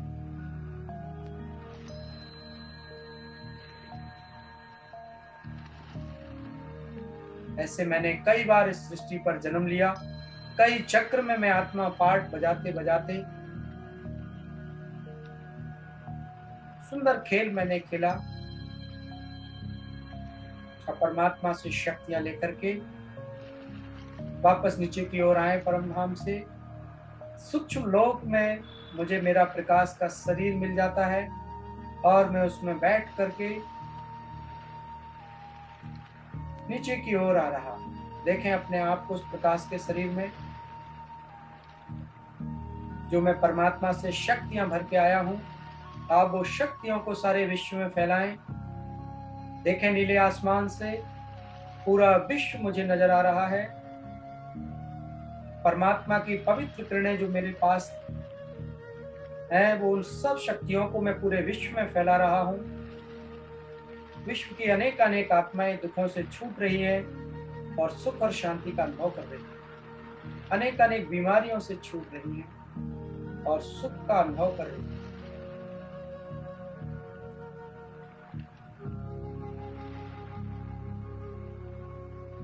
अब मैं प्रकाश के शरीर में बैठकर वापस नीचे की ओर अपने 5 तत्वों के शरीर में भ्रकुटी के मध्य सिंहासन पर आ जाती हूँ। जैसे ही मैं आत्मा भ्रकुटी के मध्य सिंहासन पर आती हूँ, आत्मा का पवित्र प्रकाश पूरे शरीर में फैलने लगता है और शरीर से पूरे घर में फैलने लगता है। पूरे घर का वातावरण एकदम सकारात्मक ऊर्जा से, शक्तिशाली ऊर्जा से भर गया है और आपका घर लाइट हाउस बन गया है। आपके घर से चारों ओर पावरफुल और प्योर प्रकंपन फैल रहे हैं, जो आपके मोहल्ले में, आपके शहर में, आपके शहर से पूरे प्रदेश में और देश में और यहाँ तक पूरे विश्व में फैल रहे हैं। आपके घर से पावरफुल प्रकंपन पूरे विश्व में फैल रहे हैं। आपका घर एक लाइट हाउस की तरह कार्य कर रहा है, क्योंकि आप उसमें महान आत्मा के रूप में रह रहे हैं। परमात्मा से शक्तियां लेकर आप पूरे विश्व में फैला रहे हैं।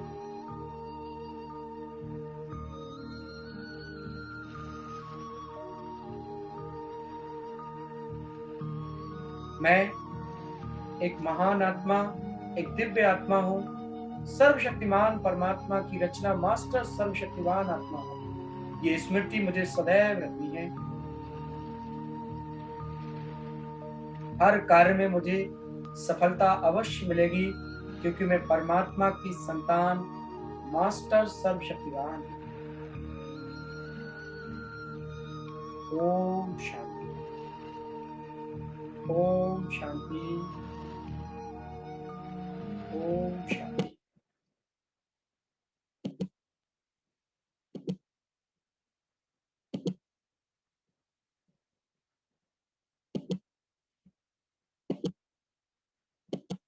ओम शांति। मैं समझता हूँ सभी ने चिंतन किया होगा। किसी का कोई अच्छा अनुभव रहा हो तो बताए। भाई जी एक बात बोलूं? जी मैं ये बोली थी भाई साहब कि आप जैसे ध्यान लगाना सिखाते हैं ना, जी तो वैसे याद नहीं रहता भाई साहब पूरा, बहुत ज्यादा हो जाता है तो याद नहीं रहता जब भी ध्यान लगाओ तो मैं जब अच्छा ध्यान लगाती हूँ ना, जी तो जैसे बाबा से मिलती हूँ तो उनसे हर बात के लिए शुक्रिया अदा कर देती हूँ। ठीक है। जैसे जो चीज मेरे पास नहीं है उसके लिए बोल देती हूँ, हाँ मेरे पास सब कुछ है, सारी खुशियां हैं, बाबा का दिया हुआ, उसके लिए बहुत बहुत शुक्रिया। और जैसे जो चीज मुझे चाहिए उसके लिए मैं बोल देती हूँ, हाँ ये चीज मेरे पास है। जैसे सुबह मैं निरोगी आत्मा हूँ, स्वस्थ हूँ, हमेशा रहूंगी, मैं भागवान आत्मा हूँ, बाबा का जैसा कुछ है मेरे पास में। आप तो अच्छा अच्छा ऐसे ध्यान सोचते लगाती रहे, हूँ। धीरे धीरे आपको प्रैक्टिस हो जाएगी तो आप भी कर पाएंगे। लगातार मन के द्वारा श्रेष्ठ चिंतन करते रहें। ये प्रैक्टिस का विषय है। जैसे ही आप अच्छा सोचेंगे रोजाना, धीरे धीरे आदत में आ जाएगा और सब अच्छा हो जाएगा। जिसने मेडिटेशन ये भी मैंने कराया, उस आधार से जिसने अच्छा फील किया हो, जिसने पूरी तरह से अपने मन को लगाया हो, आपके मन कहीं इधर उधर नहीं भागा हो, किसी का अच्छा अनुभव हो तो बताए प्लीज।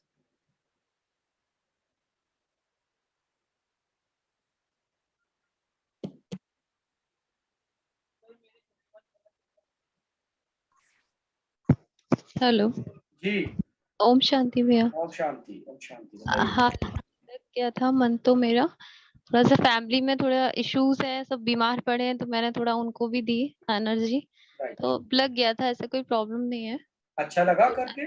जी जी बिल्कुल, ऐसे बहुत कर अच्छा। सकते हैं, रोजाना कर सकते हैं इस तरह से। जी जी चलिए आप करिए तो देखिए फिर कितना अच्छा आपको लगता है। ये एक जी। बहुत अच्छा तरीका है इस तरह से श्रेष्ठ चिंतन का, बहुत सुंदर। और कोई अपना अनुभव बताना चाहे? जो मेडिटेशन जब करो ना तो बहुत, जब बाबा की अपन शक्तियां महसूस करते हैं ना, जी तो फिर यहाँ के दुख दर्द भूल के बस परमात्मा में वो अच्छा अनुभव होता है। तो अच्छा लगा और आपको? अच्छा लगा? हाँ, वो मेडिटेशन करने से, बहुत अच्छा, हाँ, बहुत अच्छा। तो हम लोगों मैंने ये इसमें टैबलेट में भी फीड कर रखे हैं बाबा के बहुत अच्छा। अमृत वेले का और वो सब।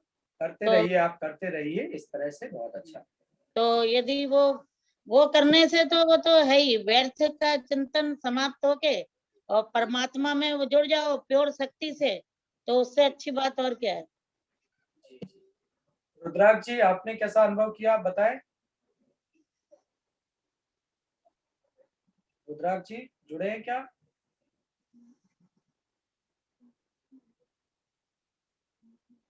अच्छा अनुभव रहा? कुछ खोल के आवाज अनम्यूट करके मुख से बताओ। मैसेज तो आपने लिखा, अच्छा मन एकाग्र कर पाए आप?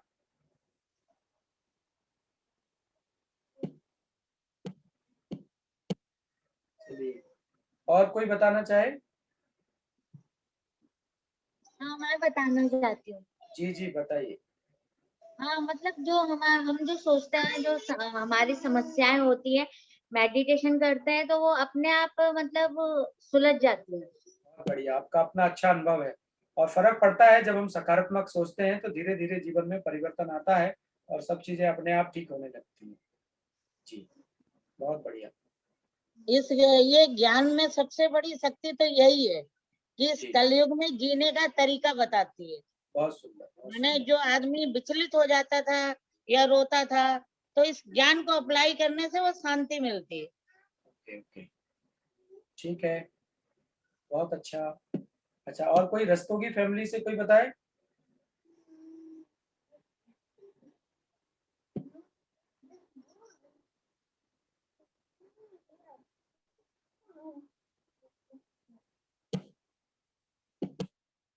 अंचल जी, आप मुझे सुन पा रहे हैं क्या?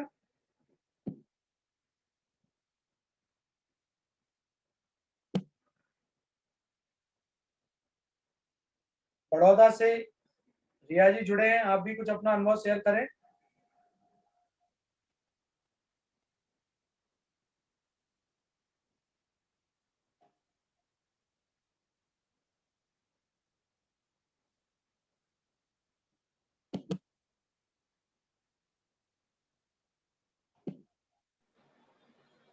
जी भाई जी। जी, हमने कहा आप अपना अनुभव शेयर करें, कैसा आपको लगा?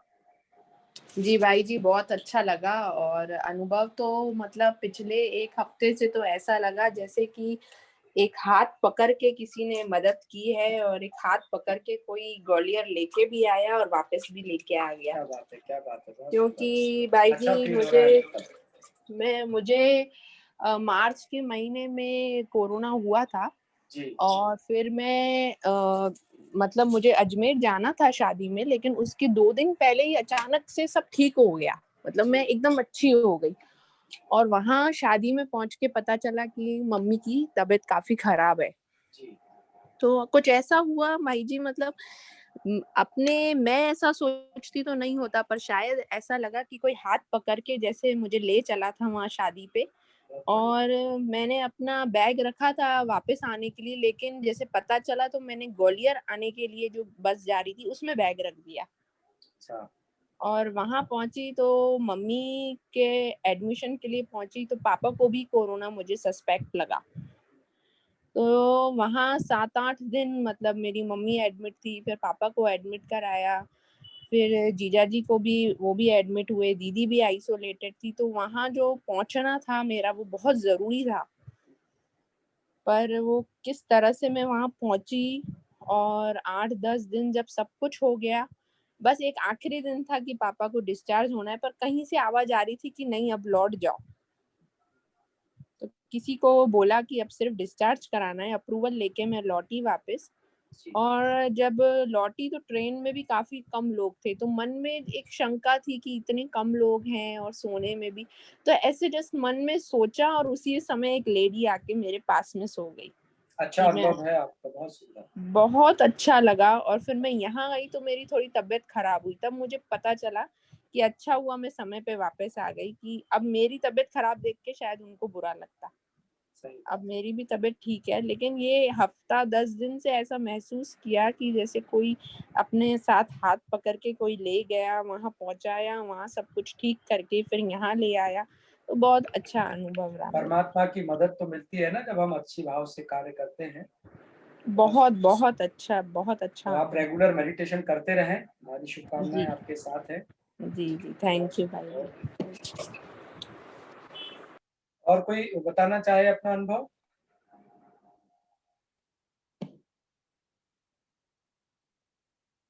चलिए फिर आज के सेशन को यहाँ ही पूरा करते हैं। कल हम आपको बताएंगे कि मनुष्य शरीर छोड़ने के बाद मनुष्य बनता है या कुछ और बनता है। कई सारे लोग कहते हैं मनुष्य मरने के बाद जानवर बनता है, पर आपको बता दें कि मनुष्य मरने के बाद मनुष्य बनता है। कैसे, वो कल के सेशन में हम आपको समझाएंगे। और ये तो हमने आपको बताया कि ज्यादा से ज्यादा 84 जन्म ले सकता है और कम से कम 1। तो कल के सेशन में आपसे हम जो है चर्चा करेंगे और वो आपको बताएंगे। इसके अलावा भी और चैप्टर है, वो भी आपको बताएंगे। आज के लिए बस इतना ही। धन्यवाद। ओम शांति। आप सब अपना ध्यान रखें, घर पर रहें, सुरक्षित रहें, खुद भी खुश रहें और दूसरों को भी खुशी बांटें। ओम शांति। ओम शांति।